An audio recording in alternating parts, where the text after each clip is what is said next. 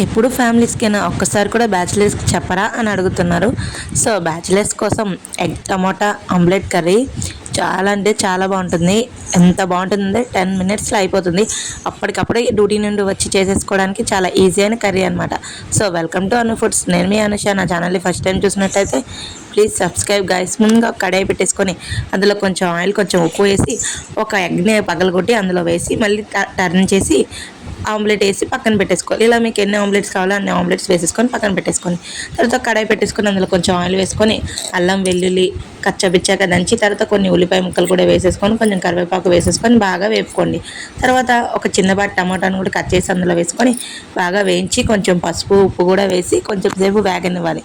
వేగిన తర్వాత దానిలో కొంచెం ధనియాల పొడి, కొంచెం కారం కూడా వేసేసుకొని 1 గ్లాస్ వాటర్ వేసేసుకొని కొంచెం మరగనివ్వాలి. ఇలా మరుగుతున్నప్పుడు మనం ముందుగా వేసుకున్న ఆమ్లెట్స్ని అందులో వేసి దగ్గరగా మగ్గనిస్తే ఎంతో టేస్టీ అయిన టమాటా ఎగ్ ఆమ్లెట్ కర్రీ అయితే రెడీ అయిపోయింది. చాలా అంటే చాలా బాగుంటుంది. బ్యాచిలర్స్కి అయితే ఫిదా అయిపోతారు.